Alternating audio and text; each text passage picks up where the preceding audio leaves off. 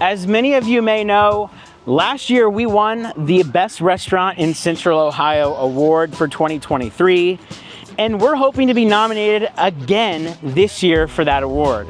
This week we had the great opportunity to sit down with John Barker, president of the Ohio Hospitality and Restaurant Alliance, to talk business and hear his insights on how the industry is going.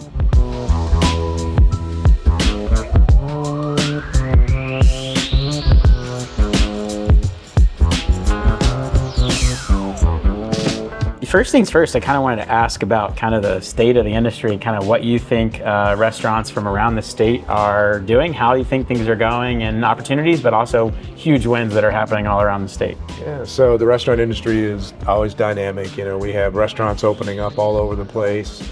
And, you know, we have about 25,000 restaurants in the state of Ohio. And so we're right between the 6th and 7th largest state in the country in number of restaurants. So people in Ohio like to eat out, no question about it, right? So it takes a lot of guts to open a restaurant, as your family knows, right? To do it and to keep it open through a couple generations, that's pretty amazing. But we have everything from chain restaurants, because Ohio created tons of chains over the years, but they all started off with that first restaurant. So they were mom and pop, and then they figured out a way to grow, and that was their destiny. But we have so many great mom and pops in big towns, little towns, in the country. And Ohio's just populated with fantastic culinary. And, you know, our food can be a little bit unique, but, you know, we have so many people moving back to Ohio again.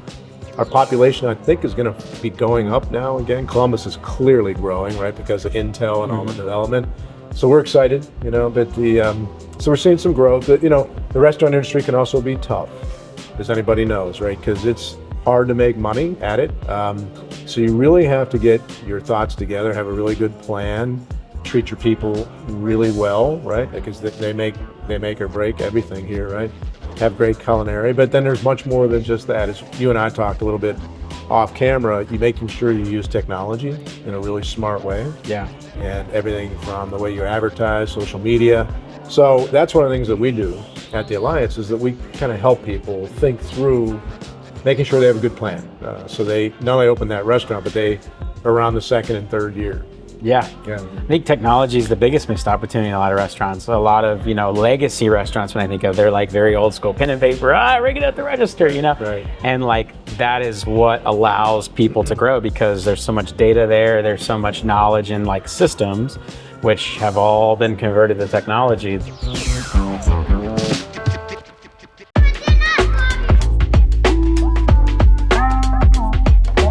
You know what question I get a lot from people? What's your favorite restaurant? I can never answer that question. Even to so many. I have 20. Well, but I have 25,000 people in Ohio, right? So if I told people you're not my favorite restaurant, I mean, that's a lot of people you're bizzing off. Exactly. Yeah. Right? Because they're all wanting me to say that about them. Them, right? You know, whether it's true or not. Right? Exactly. So I just say, you know what? I got a lot of kids. Exactly. So. But yeah, I mean, I think like we've had a couple like TikToks go viral and different stuff like that, but just watching when things like that happen and the demographic of our customers just shift, it's insane. Like we had a girl who came in, we're actually catering her wedding. We're a pretty large wedding caterer now in the last couple of years. We're actually catering her wedding. We had no idea that she was like a quote unquote influencer on TikTok, but her video got like 300 and something thousand views a couple weeks ago. And all these people commenting, like 200 comments, like, I gotta go check that place, I gotta see this, I gotta check it out, I gotta check it out, I gotta check it out. I click all their pages and they're 20, 19, 18 years old. And just in the last 2 weeks, like looking around during mid-rush, and it's just like a bunch of young people, I'm like, this is crazy. Like, what is happening here? Because they probably don't live down the street. Right? No, they're traveling. But I think anybody will travel for good food. Like, I mean, shit, we just drove up to Chicago to visit some restaurant friends of mine. Like, we went there, you know, because they were friends. But if somebody's got a rockin' place that's really getting good, you know, traction and reviews in the community and stuff, like, it's worth traveling for. I tell you, when I travel, I get such great recommendations. And we always go to the smallest little mom and pops. And we were in Old Town. We were up there for the National Restaurant Show. And a friend of mine took me down this little restaurant. It was Lamarca's buddy. Yeah. Was it Silver? Silverman? No. But what an amazing night it was, right? The whole night was amazing, right? We had this incredible culinary. They had this bar. They had just the people watching, you know. And it's catty corner down from Second City, if you've ever been to that, right? So that whole area, like the people around there are just having such a great time. You know what I mean? It's what an experience that was. Right? Yeah. And I would do that 365 nights a year if I Yeah. could, right? Yeah. I think, you know, back to experience, like that's a memory for you. And so like our tagline's on the side of the building, but since 1979, it's more than just pizza, it's our legacy, creating lasting memories worth sharing. Like, you know, if people come into our space and create a memory with their family, like that's more than anything I could ever ask for. And like when holidays come around and seeing people post online with a you know, picture of our fettuccine at their table, because that's like their family tradition, like getting, like that comes with time, but like having those relationships with people in our community who we've become their tradition, like that's what I say is our legacy. And that's what lives on far beyond me and our employees, of like creating that experience for people to gather around the table where eager hands appear from every direction to help themselves. Like, this is what it's all about, creating memory. What's your percentage takeout roughly, would you say? Now, probably about 30%. Our dining business is just skyrocketed. We only had 60 seats down there. Right. So, you know, of course that's grown crazy and it's caused that mix to go down. But, you know, takeout's still very big for us, and a lot of family gatherings, a lot of like weddings, funerals. I mean, a lot of people don't think, but like people celebrate in times of death, and Sure like they do. come together over food. People have to get their family together, and there's always going to be food. Yeah, and so I think that's kind of, for me, that's our legacy, is building connection in the community, people gathering around a common item and enjoying each other's company, because at the end of the day, everybody's time's ticking. So enjoy. You're just 27, man. You got a long runway. Yeah. That's great, though. Yeah. What an awesome episode, John. I appreciate you coming by today and checking us out. Yeah. What a pleasure having you. I learned a lot. I learned a lot about what you're all about, your team, your people, what you're doing with the food. I'm going to tell you, those meatballs, no question about it. Thanks for coming out. Sure. What a great conversation. Love talking to John and hearing his story. We're hoping to be nominated this year, and if we do, we're gonna need your help. We'll be hitting you up with all of the details at a later date to come, but just keep in mind, you can vote every single day until voting is over. A redaction and an addendum. I want to take a moment to clear up some things from our last video. We got some feedback from the community and city officials, and I need to make sure that we're all on the same page. Last week in our episode, we talked about the challenges that we faced opening our new coffee shop, MainGround Coffee. And I realize now that some of the comments may have made it sound like City of Groveport was to blame for the delays and difficulties that we faced. And that was totally not our intention, and I'm sorry for any confusion.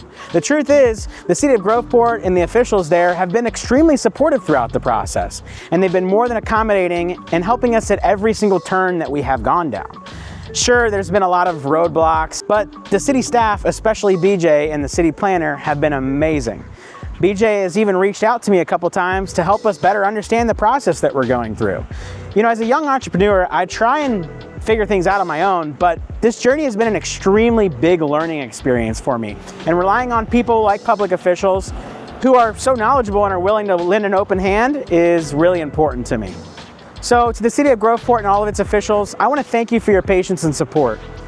We're lucky to be in such a great community where viewers and customers alike are in the same place. So thanks for sticking with us as we navigate those challenges. We couldn't do it without you.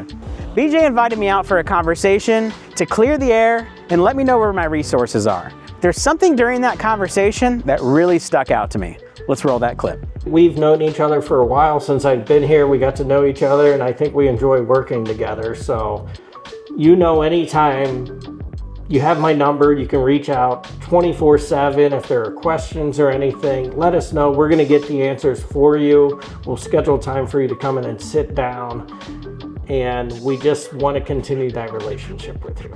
We're here to help you. So any business that comes into the city, there's going to be things to learn if you're a young entrepreneur, and that's our job, is to be here to work people through the process.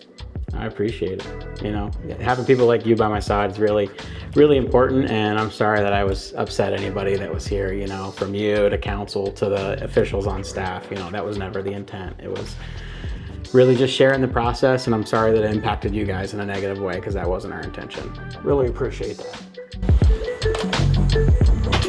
BJ, I appreciate the time inviting us out today. Absolutely. You know, clear the air on the situation, talk about what went down, kind of you hear our side, me be able to hear yours, and I think we got to a good common ground.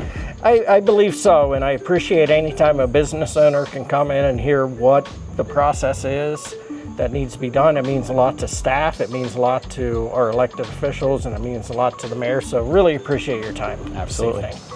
Man, I'm so grateful to have a business in the city of Groveport and a community that actually cares about you and the process that you're going down.